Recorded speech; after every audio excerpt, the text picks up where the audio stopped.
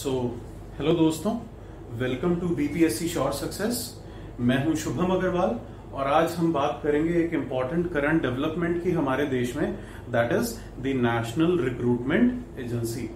देखिए, आप में से बहुत सारे बच्चे जो यहाँ बैठे हैं स्क्रीन पर और हमें सुन रहे हैं, श्योर सक्सेस के इस लेक्चर को सुन रहे हैं, ऑब्वियसली आप में से बहुत सारे बच्चों ने बहुत सारे एग्जाम्स के लिए तैयारी करने की सोचा होगा कि यार मैं इस बार बैंकिंग के एग्जाम दे दूं, कोई ना कोई सरकारी नौकरी के लिए। ऑब्वियसली मैं बैंकिंग के एग्जाम दे दूं, मैं आईबीपीएस जो है प्रिपेयर करूं, मैं रेलवे रिक्रूटमेंट बोर्ड के लिए प्रिपरेशन करूं, मैं स्टाफ सिलेक्शन कमीशन के लिए प्रिपरेशन करूं, मैं 66th Bihar public service commission जो कि हमारा टैगलाइन है, या 66th बीपीएससी जो अभी आने वाला है, मैं उसके लिए प्रिपरेशन करूं।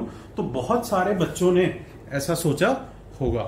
अब क्योंकि बहुत सारे बच्चों ने ऐसा सोचा होगा, लेकिन मल्टीप्लिसिटी ऑफ सिलेबस, बहुत सारे, रेलवे का अलग सिलेबस, बैंकिंग का अलग syllabus, Bihar public service commission का अलग सिलेबस और एसएससी का अलग सिलेबस, नेचर ऑफ एग्जाम बिल्कुल अलग है, कोई क्लरिकल कैडर का अलग सिलेबस, 10th के बाद जो रिक्रूटमेंट हो रही है उसका अलग सिलेबस, ग्रेजुएट लेवल का अलग सिलेबस, 12th के बाद का अलग सिलेबस। तो बहुत सारे एग्जाम्स हो गए, बहुत सारे सिलेबस हो गए, तो बच्चा ठीक से वो बाकी अपॉर्चुनिटीज टैप नहीं कर पा रहा। अगर बच्चे में बहुत ज्यादा पोटेंशियल है, वो बैंकिंग की तैयारी कर लेता है, but he is not able to, वो बिल्कुल भी वो दूसरे एग्जाम्स पर फोकस नहीं कर पाता, सिर्फ क्योंकि बहुत ज्यादा सिलेबस है। प्लस एक और दुविधा भी आती है, कई बार ऐसा हो जाता है कि अनसर्टेनिटी हो जाती है कि क्या इस बार एग्जाम होगा, क्या इस बार बीपीएससी एग्जाम कंडक्ट करेगा, क्या इस बार एसएससी की इतनी सिलेक्शंस होंगी। तो एक ये अनसर्टेनिटी आ जाती है। फिर एक और कारण हो जाता है कि हम इस बार तो मैं बैंकिंग का फॉर्म ही भरना भूल गया, मुझे पता नहीं चला, या मेरे कुछ सर्कमस्टांसेस ऐसे थे, मेरे पास इंटरनेट नहीं था, या मेरे गांव में बाढ़ आ गई थी, तो मैं उस चीज का फॉर्म फिल नहीं कर पाया।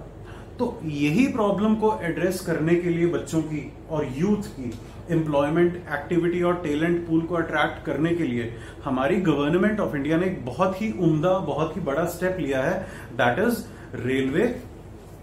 National Recruiting Agency, NRA. NRA has been a specialized body created for the sole purpose. इसके नाम में ही लिखा है कि नेशनल लेवल पर, मतलब सेंट्रल लेवल पर, ये एजेंसी क्या करेगी? रिक्रूट करेगी। और किसको रिक्रूट करेगी? यूथ को रिक्रूट करेगी। ऑब्वियसली बुजुर्गों को नहीं करेगी या इन्फेंट्स को नहीं करेगी। जो इंसान वर्किंग एज में है या वर्किंग पोटेंशियल जिसमें है, जिसके पास एक क्वालिफाइड डिग्री है, उसी इंसान को रिक्रूट किया जाएगा। Why is it in news? मैं ये डिस्कस क्यों कर रहा हूं? इंपॉर्टेंट डेवलपमेंट है। देखिए, पहले तो हमारी जो फाइनेंस मिनिस्टर हैं निर्मला सीतारमण जी, उन्होंने फरवरी में अपनी बजट स्पीच में एनआरए के बारे में कुछ ऐसा बोला था। She mentioned this word NRA, or a type of agency which would be established to recruit the youth. उन्होंने आप लोगों को रिक्रूट करने के लिए एक एजेंसी की बात अपनी बजट स्पीच में कही थी। इन अदर वर्ड्स, उन्होंने एक प्रॉमिस किया था कि मैं ऐसी एजेंसी बनाऊंगी। अभी रिसेंटली 2 दिन पहले ही कैबिनेट ने इस एजेंसी को, कैबिनेट इंडिया की हाईएस्ट डिसीजन मेकिंग बॉडी होती है, तो कैबिनेट मिनिस्टर्स जो हैं वो most powerful people in India, ministry level पर, उन लोगों ने अभी 2 दिन पहले इस एजेंसी को क्या दिया है? अपना नॉड दे दिया है। इस एजेंसी को यस बोल दिया है, इस एजेंसी के क्रिएशन को अप्रूव कर दिया है। कितने पैसों में किया है? 1500 करोड़ में। उन्होंने इस एजेंसी के लिए 1500 करोड़ अप्रोक्सीमेटली उन्होंने सैंक्शन किए हैं 3 साल के लिए। 3 साल के बाद शायद ये एजेंसी सेल्फ सस्टेनिंग हो जाए कि अपने एग्जाम खुद कंडक्ट करने लग जाए और फॉर्म फिल करवाने लग जाए और उससे इनको कुछ फी जनरेशन हो एंड ऑल दैट। वो बात की बात है, एडमिनिस्ट्रेटिव चीजें, हमें उन पर नहीं जाना। सो पहली चीज, it was in news, yes, 6 महीने पहले भी थी फरवरी में और 2 दिन पहले भी थी। दूसरी चीज, unemployment. Unemployment is a very very very big problem in India. देखिए, स्टैट्स ये बोलते हैं, इंटरनेट पर गूगल कर लीजिए, कि अप्रैल की 2018 से लेकर अब तक 2020 तक अप्रोक्सीमेटली ऑन एन एवरेज 9% बेरोजगारी दर हमारे देश में इस वक्त है। ऑन एन एवरेज पिछले 2 सालों की अनएम्प्लॉयमेंट रेट हमारी कंट्री में इज 9%। एंड अप्रैल 2000 अभी पिछले अप्रैल में, क्योंकि कोरोना का टाइम है, बहुत ही मुश्किल टाइम है, इकोनॉमिक एक्टिविटी बिल्कुल जीरो के बराबर हो गई है, लॉकडाउन में बिल्कुल जीरो हो गई थी। This unemployment rate was as high as 25%। 25% approximately unemployment rate हो गया था। अनएम्प्लॉयमेंट टॉपिक जो है, पॉवर्टी जो टॉपिक है, ये हम अलग से इकोनॉमिक सेक्शन में डिस्कस करेंगे। यहां पर we will not focus on that, यहां पर मैं अपना फोकस एनआरए पर ही रखूंगा। तो ये दो प्रॉब्लम्स को, आप लोगों की दुविधाओं को टैकल करने के लिए हमने ये एनआरए क्रिएट किया है। किस तरह से किया है, मैंने यहां मेंशन किए हैं बुलेट पॉइंट्स। क्या क्रिएट हुआ है? It has been created as a society. इसको एक सोसाइटी के फॉर्म में क्रिएट किया है। एक सोसाइटी मतलब एक नॉट फॉर प्रॉफिट ऑर्गेनाइजेशन, इसको एक सोसाइटी के फॉर्म में क्रिएट किया गया है under the societies registration act. Societies registration act government of India को अलाउ करती है कि वो एक नॉट फॉर प्रॉफिट ऑर्गेनाइजेशन, एक सोसाइटी, एक एग्जीक्यूटिव बॉडी को क्रिएट कर दे। कल को अगर इसके लिए एनआरए एक्ट पास हो जाए या कोई बिल इंट्रोड्यूस कर दिया जाए और वो बिल पास हो जाए, जैसे reserve bank of India RBI act है 1935, तो RBI is a statutory body, वो एक स्टैट्यूटरी बॉडी है, एक लॉ ने उसको क्रिएट किया है। हालांकि इस बॉडी को अभी तक किसी लॉ ने क्रिएट नहीं किया है, तो इसको मैं पॉलिटी, इंडियन पॉलिटी के हिसाब से, कॉन्टेक्स्ट से मैं इसको एक एग्जीक्यूटिव बॉडी ही बोलूंगा। It is a not for profit organisation, profit कमाना इसका काम बिल्कुल भी नहीं रहेगा। It is only being created for a social cause, social justice के लिए। जो प्रियम्बल में हमारा जस्टिस वाला वैल्यू है, जस्टिस सोशो इकोनॉमिक पॉलिटिकल, तो सोशल जस्टिस के लिए हमने इसको क्रिएट किया गया है, अपने यूथ की एनर्जी को टैप करने के लिए, यूथ अपने डेमोग्राफिक डिविडेंड को, डेमोग्राफिक डिजास्टर होने से बचाने के लिए हमने इस एजेंसी को बेसिकली क्रिएट किया है। कोई प्रॉफिटेबल पर्पस के लिए हमने इसको क्रिएट नहीं किया। तो सेंट्रलाइज्ड एजेंसी बिल्कुल ठीक, सेंट्रल गवर्नमेंट ऑफ इंडिया इस एजेंसी पर हक जताएगी अपना और इसको क्रिएट किया है और इससे काम लेगी। It would be an independent और एन ऑटोनॉमस एजेंसी, ये इंडिपेंडेंट रहेगी, इसमें किसी का भी पॉलिटिकल इंटरफेरेंस नहीं रहेगा। उम्मीद करते हैं कि इसमें जो करप्शन का लेवल है इस कारण से वो कम हो जाए। स्टेट सर्विसेज में और एग्जाम्स में ट्रांसपेरेंसी और फेयरनेस की प्रॉब्लम जरूर आई है, तो हम यहां से उम्मीद कर सकते हैं कि ये एजेंसी जो है ये इन सब चीजों को एड्रेस करेगी। वो हम आगे देखेंगे कि क्या पोटेंशियल इसके एडवांटेजेस हैं। तीसरी चीज, it would be a dedicated agency. Obviously इसका काम सिर्फ क्या होगा, इसका काम सिर्फ और सिर्फ आप लोगों की रिक्रूटमेंट होगा। It will only be a recruitment agency, nothing more nothing less. देखते हैं और क्या करेगी। इसके मेंबर्स कौन होंगे? It would have a chairman, एक चेयरपर्सन होगा उसका, प्लस इसमें और भी एजेंसीज के मेंबर्स होंगे।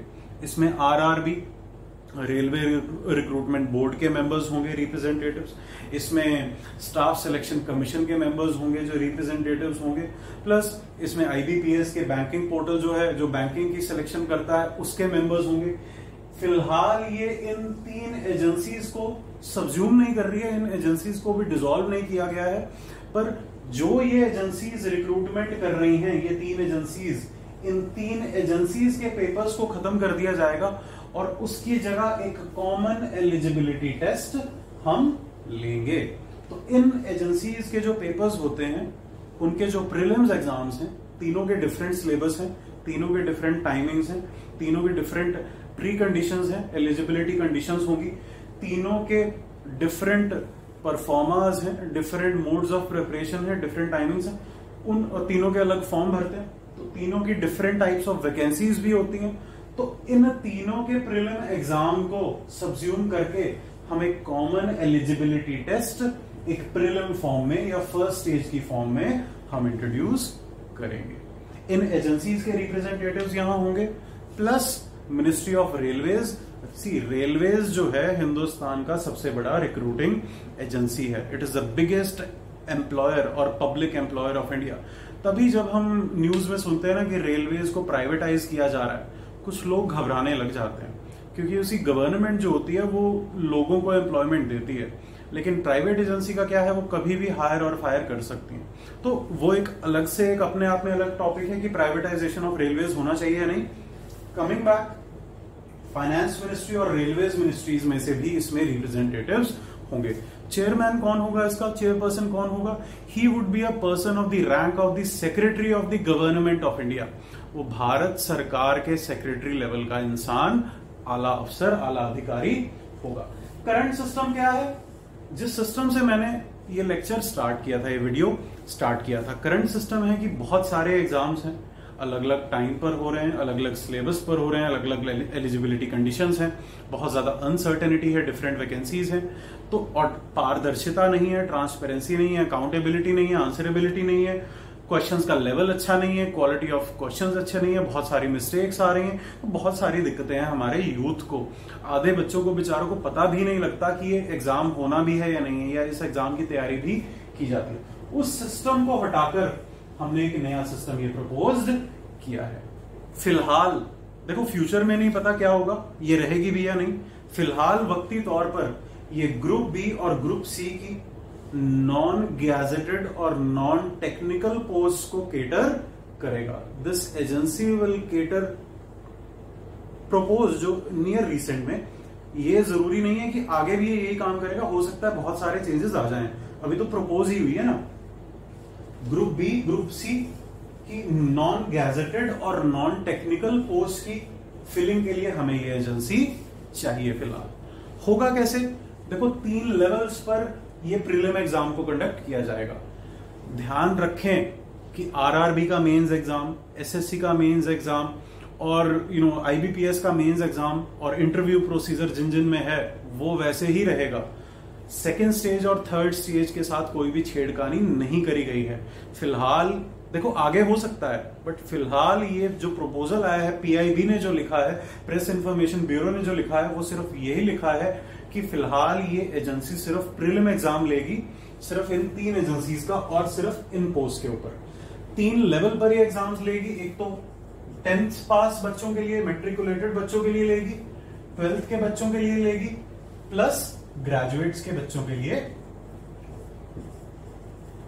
अगर आपने ग्रेजुएशन कर ली तो आपका अलग एग्जाम होगा, 12th कर लिया आपका अलग एग्जाम होगा, और 10th के बाद जो भी पोस्ट निकलती हैं हमारी गवर्नमेंट के लिए उसका अलग एग्जाम होगा। तो 3 लेवल्स पर ये एग्जाम होंगे।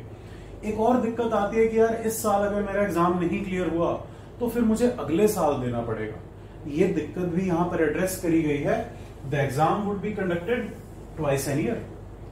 और एक और चीज, जिस तरह से गेट में होता है कि आपका स्कोर, या आईआईएम्स में होता है कि आपका स्कोर वैलिड रहता है कुछ टाइम के लिए, इस एजेंसी या इस कॉमन एलिजिबिलिटी टेस्ट जो आपका होगा उसका स्कोर वैलिड रहेगा 3 साल के लिए। For 3 years your score would be valid. Infinite number of chances, इनमें कोई फिलहाल कोई लिमिटेशन नहीं है, आप कितने मर्जी अटेम्प्ट्स दे सकते हैं। बट यस, अपर लिमिट की कैप हमने रखी है। जो आपके चांसेस हैं वो आप अपीयर हो पाएंगे या नहीं, that would be subject to your upper age limit. जो भी अपर एज लिमिट सिलेक्ट की जाएगी वो अभी डिस्क्लोज नहीं किया गया है, जो भी होती है वो हम आपको बताएंगे, अपडेशंस हो जाएंगे इसके स्टडी मटेरियल में भी, और जैसे भी हम आपको पीडीएफ इसका देंगे, टेलीग्राम के थ्रू या यूट्यूब के थ्रू हम आपको लिंक देंगे, वो सब में अपडेशंस आपको होती रहेंगी जैसे जैसे इसको अपडेट किया जाएगा। तो अपर एज कैप रहेगी, और जो रिजर्वेशन का क्राइटेरिया है या रिलैक्सेशन फॉर रिजर्व्ड कैटेगरीज है कि ओबीसीज के लिए एज कुछ और है, एससीज और एसटीज के लिए कुछ एज क्राइटेरिया को और रिलैक्स कर दिया गया है। That relaxation would also hold good because वो कॉन्स्टिट्यूशनल मैंडेट है, जो हमारा एफर्मेटिव एक्शन ऑफ रिजर्वेशन है। स्कोर 3 साल के लिए वैलिड रहेगा, ये मैंने आपको बताया है। उसके अलावा एनआरए ने सबसे पहले तो एक टेस्ट कंडक्ट कर लिया। सरकार का इस बार एक बहुत अच्छा टारगेट है कि इस एग्जाम का एग्जामिनेशन सेंटर जो है वो सारी की सारी डिस्ट्रिक्ट्स में बनाया जाए। So the aim is to cover all the districts of India. 600 odd districts हैं हिंदुस्तान में, 1000 सेंटर के आसपास इसके हम क्रिएट करेंगे। तो मतलब जो ज्यादा पॉपुलेशन, हाई पॉपुलेशन डेंसिटी की डिस्ट्रिक्ट्स हैं, जैसे पटना हो गया या दरभंगा हो गया या फिर आपका दिल्ली हो गया या आपका चंडीगढ़ हो गया या आपका मद्रास हो गया, तो उन एरियाज में ज्यादा बनेंगे जिनमें पॉपुलेशन डेंसिटी कम है, लाइक अरुणाचल प्रदेश, वहां पर आपके सेंटर्स कम आ जाएंगे। तो in overall they are targeting, जो टारगेट है वो 1000 सेंटर्स का है। 117 एस्पिरेशनल डिस्ट्रिक्ट्स, 117 डिस्ट्रिक्ट्स, ये नीति आयोग ने कहा है कि ऐसी एस्पिरेशनल डिस्ट्रिक्ट्स हैं। इन एस्पिरेशनल डिस्ट्रिक्ट्स में जो आपके सोशल इंडिकेटर्स हैं वो बहुत ज्यादा पुअर हैं।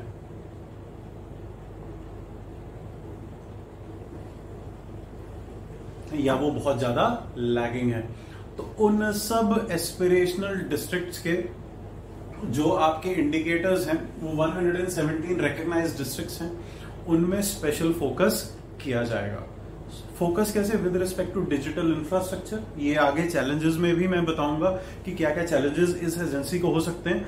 तो उन डिस्ट्रिक्ट्स में जहां पर इंफ्रास्ट्रक्चर नहीं है, जहां पर एग्जाम कंडक्ट करने के लिए स्कूल्स नहीं है, अच्छी यूनिवर्सिटीज नहीं है, कॉलेजेस नहीं है एग्जाम सेंटर्स बनाने के लिए, इतने कंप्यूटर्स नहीं है, कंप्यूटर्स हैं तो बिजली नहीं है, बिजली है तो इंटरनेट नहीं है, ऑप्टिकल फाइबर नेटवर्क नहीं है, हाई स्पीड इंटरनेट नहीं है, टावर्स नहीं है, तो उन डिस्ट्रिक्ट्स में फोकस किया जाएगा। प्लस गवर्नमेंट एक और अच्छा काम कर रही है इसके एनआरए नेशनल रिक्रूटमेंट एजेंसी के माध्यम से। सीईटी उन्होंने ले लिया, डिस्ट्रिक्ट्स पर फोकस किया, वो रूरल एरियाज में अवेयरनेस भी क्रिएट करेगी, आपको डिजिटली लिटरेट भी करेगी। तो एक डिजिटल लिटरेसी मिशन जो डिजिटल इंडिया का एम है वो भी इस एजेंसी के थ्रू फुलफिल हो सकता है। 12 लैंग्वेजेस में कंडक्ट किया जाएगा। अभी तक क्या होता है, ज्यादातर ऐसे टेस्ट जो हैं आपके, they are either conducted in English और इन हिंदी, या हिंदी में होते हैं या इंग्लिश में होते हैं।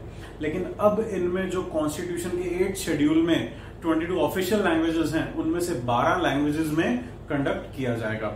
हो सकता है कल को ये 12 से 22 भी कर दिया जाए। बाकी 10 लैंग्वेजेस जो हैं जैसे नेपाली, बोडो, डोगरी, संथली, मैथिली, इन सब लैंग्वेजेस को भी हो सकता है। अभी हमें पता नहीं है कि 12 कौन सी लैंग्वेजेस हैं, we will tell you, update कर देंगे जब आएगा। तो 12 से 22 भी हो सकती हैं, हो सकता है 22 से ज्यादा भी हो जाएं। It depends, because India is a land of many diverse cultures, many diverse languages. तो हो सकता है कि उन ऑफिशियल लैंग्वेजेस में या अनऑफिशियल लैंग्वेजेस में भी एग्जाम हो सके। फर्दर दोस्तों हम डिस्कस करेंगे कि इनमें कौन कौन से स्टेक होल्डर्स हैं और उन स्टेक होल्डर्स से किस किस इंसान को क्या क्या फायदा हो रहा है। स्टेक होल्डर्स जैसे कि आप बच्चे, आप स्टूडेंट्स। दूसरा stakeholder is government of India. तीसरा stakeholder is India as a whole, the country as a whole. पूरे देश को क्या फायदा पहुंचेगा ऐसी एजेंसी क्रिएट होने से।